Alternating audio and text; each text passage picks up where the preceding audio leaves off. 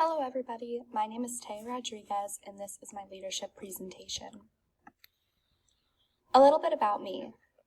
For starters, I am originally from Florida, West Palm Beach, and I moved to Arizona 3 years ago because I'm a junior. I'm currently studying communication and I want to work in public relations.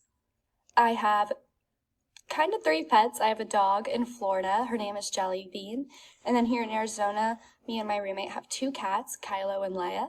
My hobbies, I like to hang out with my friends, go to dinners, hike. I love going to concerts and festivals like that. After taking the assessment, I received the score of a transformational leader. Transformational leaders are working towards a clear common goal that will lead to an organization's successful future.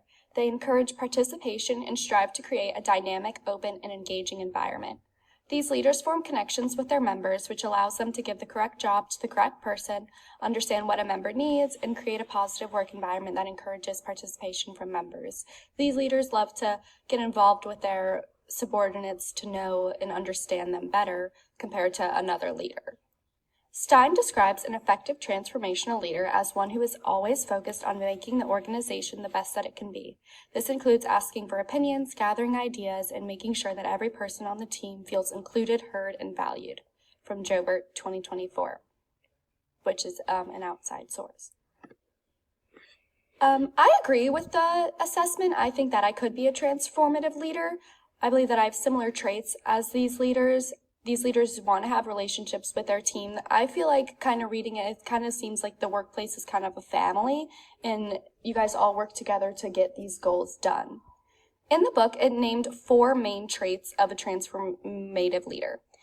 Idealized influence, which is when a leader behaves admirably and the subordinates just want to follow them because they like them and want to be under them. Inspirational influence is creating the vision with high standards and positive influence. So the transformative leader needs to create the vision as what everyone is working towards. Another one is the intellectual stimulation, which is the leader challenges assumptions and takes creative risks with all ideas from everyone. And individualized consideration. The leader attends to each follower's needs and motivations. They work with them. And some other traits are enthusiastic, passionate, compassion, empathetic, and I think that I am all of those things.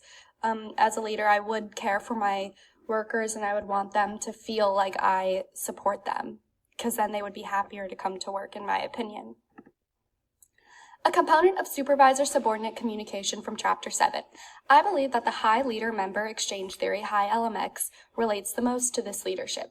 This communication style correlates to a transformational leader because it describes the relationship the two have. This theory explains that supervisor-subordinates form close personal relationships that will help them grow and do good at work because they are more motivated and feel heard by their transformative leader.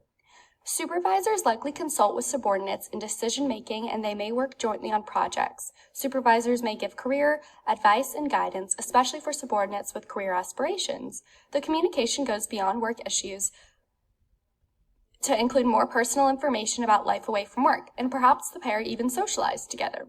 Subordinates in high LMX relationships with their supervisors tend to receive more trust, information, and promotional opportunities than low LMX subordinates.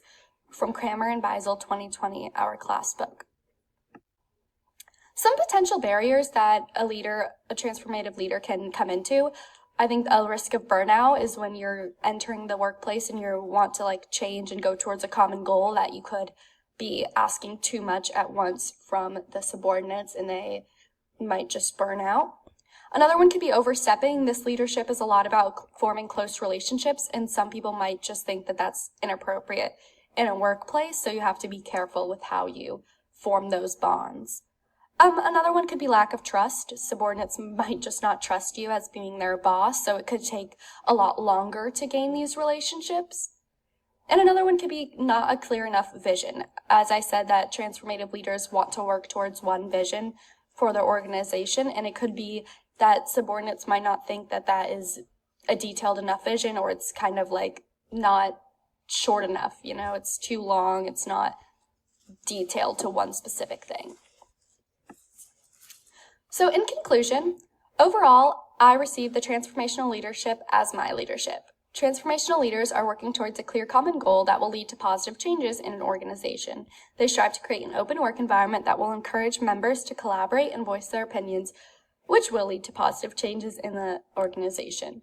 I agreed with the results of the assessment. I think that I am a transformative leader.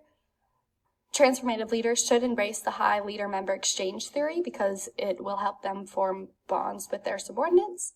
And again, transformative leaders want the organization to succeed, and they believe that starts with a team. These leaders focus on their members, form bonds, and use that information to successfully delegate the organization's team members to roles that will lead to personal and career success.